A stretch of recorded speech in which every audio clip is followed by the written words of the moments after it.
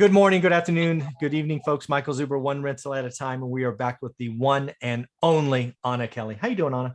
I'm doing great. Great to be here today. Absolutely. So this is, I don't know what else to call it. We're going to call it a wake-up call for the middle class.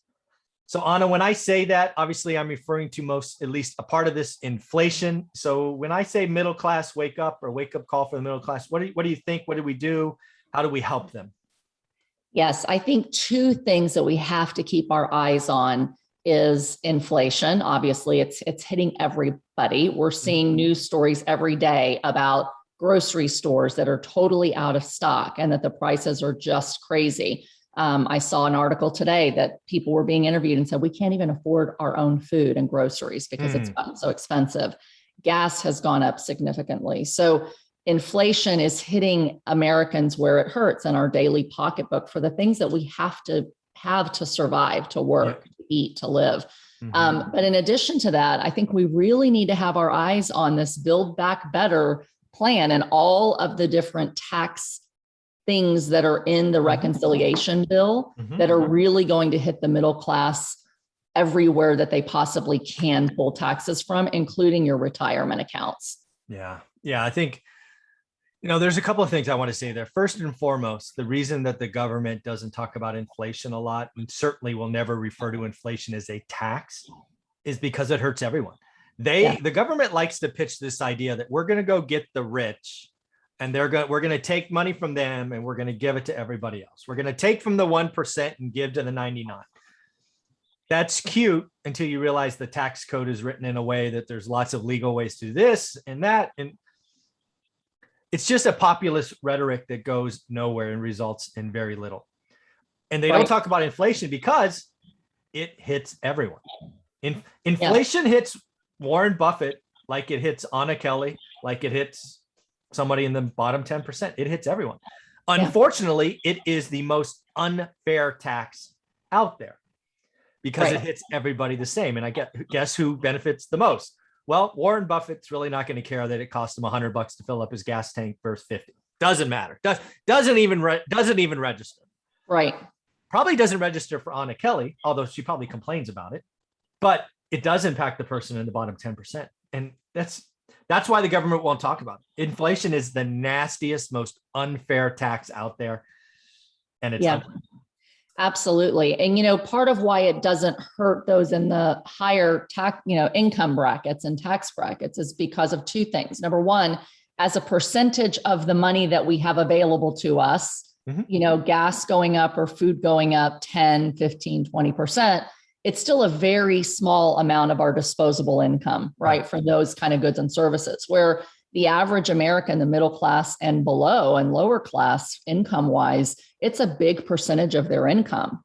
And when most people can't afford to even set aside 10% into savings and have less than a month's salary saved for emergencies, all of a sudden, that gets cut significantly. So it really starts to hurt.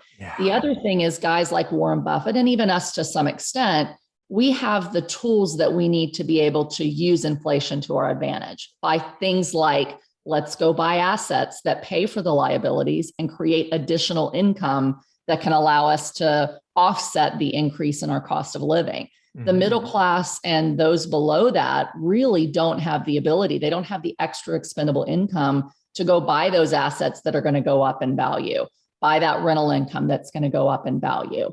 And so it really hurts those in the middle class and below because just they don't have the means to keep up with it. And you can only work overtime so much unless you're finding a way to figure it out and buy rental property or things like that. Yeah, I'm glad we went here. I never know where these conversations are going to go. I like to say that nobody beats inflation.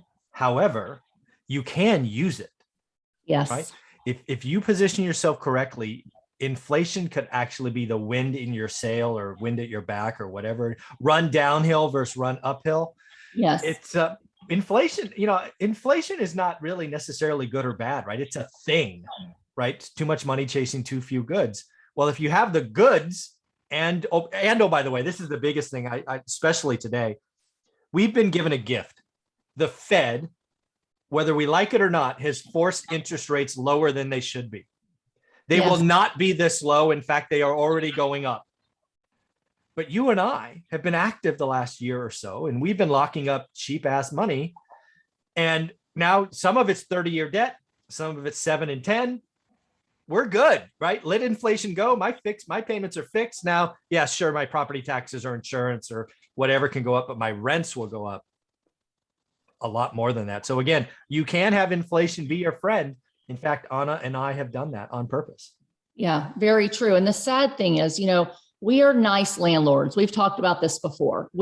Our tenants are our clients. We want to do good by them. We want to provide safe, secure housing, and we're not trying to price gouge them. But the reality is when everything goes up for us to provide that housing and our costs go up, the only way for us to absorb that is to raise rents. So ultimately it hurts the worst, those who are renters, who are below the middle class, because they're going to be the ones that housing continues to get more expensive for, and their taxes are going up. Yeah. So, the code says, they say in the media, we're going after the 1%. But if you actually look at the tax code changes they're, proposing, they're going after retirement accounts of people that invest in things like real estate and forcing you to sell so that they can get more in capital gains. So, nobody is immune from tax code changes, whether it impacts you directly or whether it's a trickle down. It always trickles down.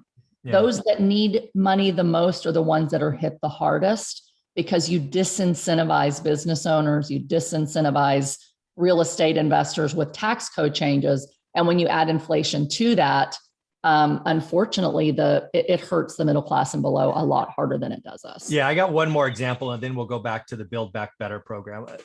I saw this, actually, I think it was sent to me by a viewer. So folks, thank you for sending me articles. This topic came from a viewer.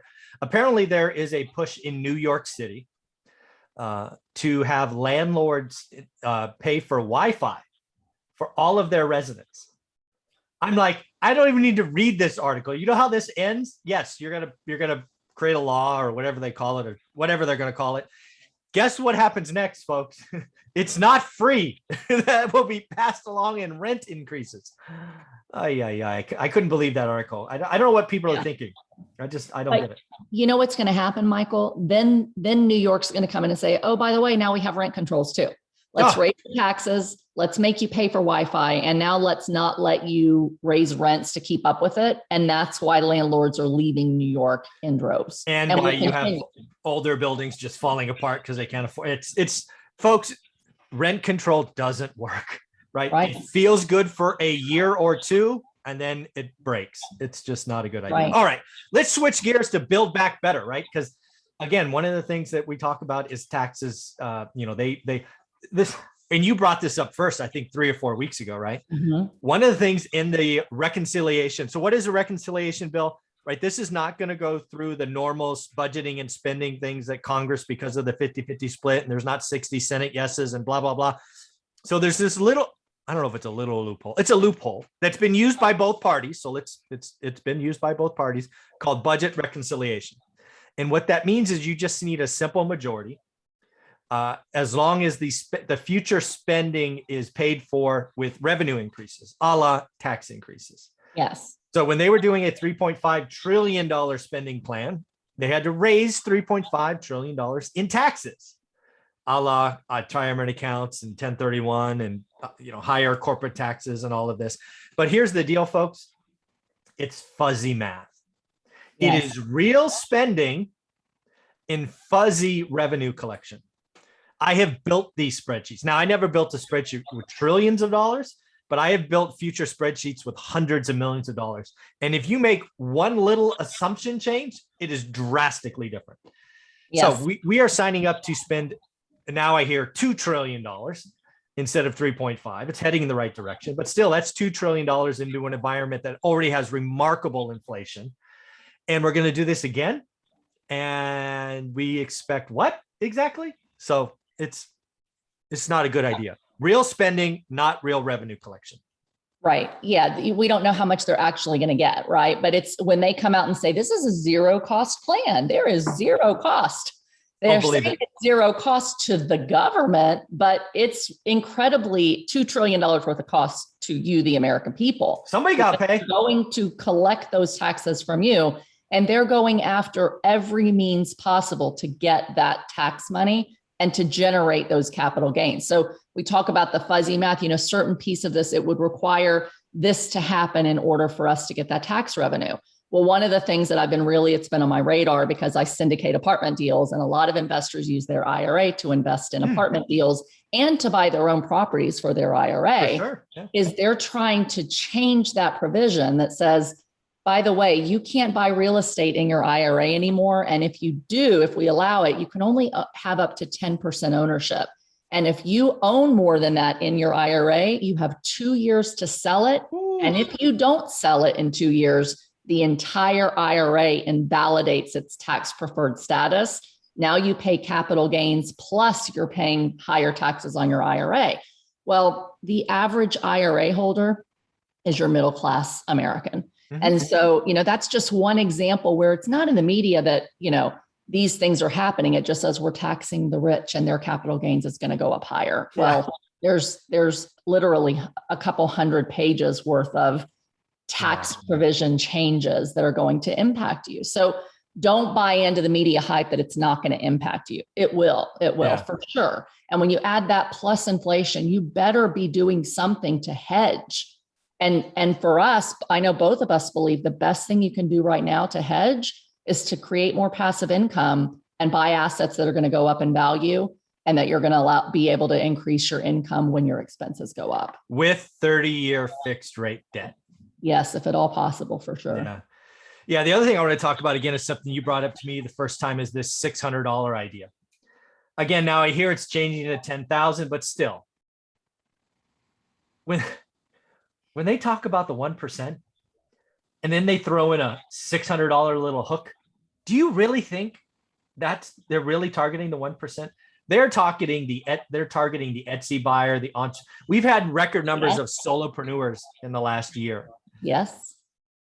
They're coming after you, people. They think you are using PayPal or Venmo or whatever it is, and you're not paying your fair share of taxes. That's who they're targeting. The solopreneur who makes 40 grand a year and may or may not be reporting that as income because of where they collect the revenue. Yes. They're coming after you. 100%. And now they're targeting the apps like Zelle and Venmo and PayPal and Cash Apps. Yeah. They want them to have to issue a 1099. Yep. So it's very clear who's using those apps. It's mostly those that are below middle class. Yeah. Warren Buffett is not using PayPal. He doesn't have a PayPal account. No. Maybe PayPal business, but that's already he does it differently. His company might. Yeah. He does it. It's not on his phone. It's not on his phone. And to your point, usually, and what a lot of people don't know anyway, is that large financial transactions are already reported by the banks. So if you have a large cash transaction, I think you're already hearing about that. Yeah. Why do they need to go after everybody who has ins or outs of $600? Because that's where they think most people aren't paying taxes. So it's not the 1%. They are coming after you, Etsy, or I don't know what these platforms are, or Facebook Marketplace. Yeah, Marketplace. Right. They're coming after you, folks. Don't believe these folks going after. If you believe that they're coming after the 1% and they're targeting $600 transactions, I got a bridge in I don't know, an island in Nevada or something to sell you. Yeah, that's right. That means you can't think about that for 5 seconds and logically tie that out. That does not tie up.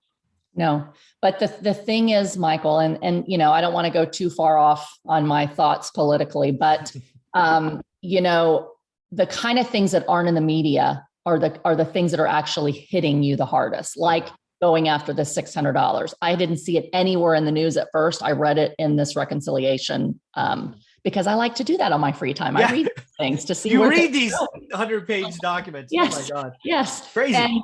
But you see, things like this, and it's hitting those the hardest that really need it. Mm-hmm. The government has rarely, both parties included, really, really cared about the middle class or those below. They just want to give you enough things to make you think they're on your side so that you continue to vote for them. Right. Yeah, of course. And they are interested in staying in power.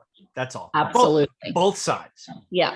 And one example of where I think this is really evident is when you look at this loophole that I just talked about, this IRAs, you're going to have to stop investing in real estate. Well, there's big lobbies that don't want you to be able to invest in real estate because it's an alternative to, stocks, bonds, mutual funds, et cetera. But what's interesting is they're not going after the 401k plans. Of course. So they're going after IRAs, but not 401ks.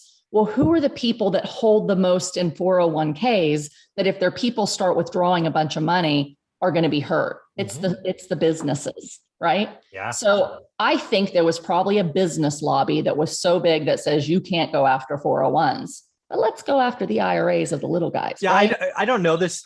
I don't know the answer to this, and you may not as well, but I thought I'd ask. Do you have any idea, rough and tough, if you were to compare 401k total balance with IRA balances? Are they like 80-20, 90-10, closer to 50-50? Any idea? I'm going to guess IRAs are smaller, but I have no idea. I really don't know statistically. I've never looked at that. But what I can tell you is that small businesses are able to put almost 10 times as much per year in a 401k than they can put in an IRA.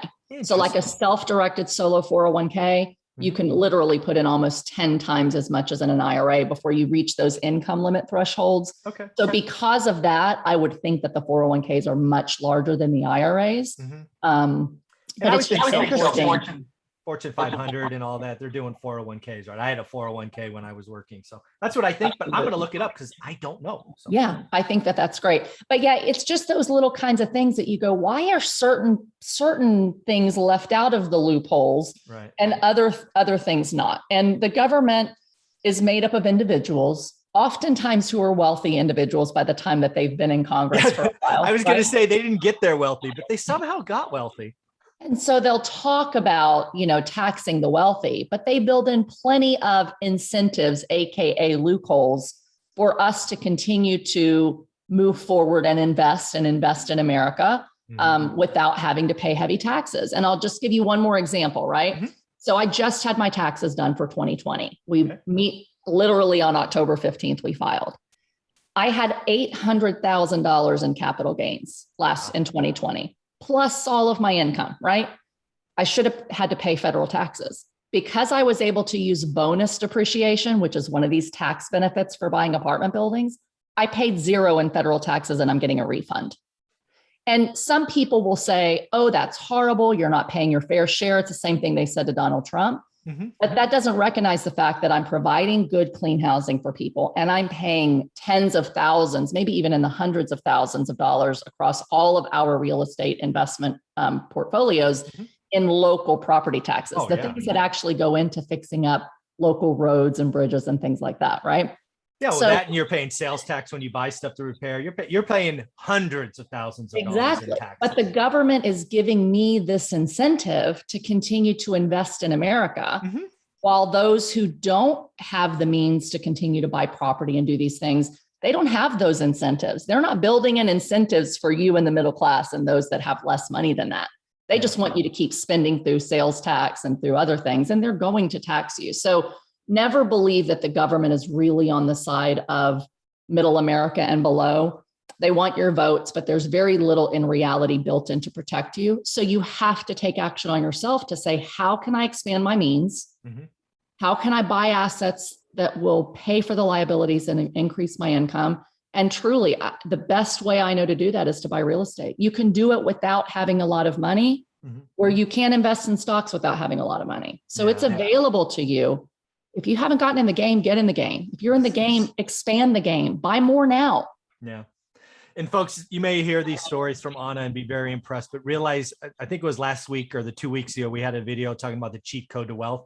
You sold a big house and moved into with your in-laws and ultimately into a fourplex because you wanted to live for free. You wanted to have the income snowball so you can buy more real estate. You took a step back to take a step forward.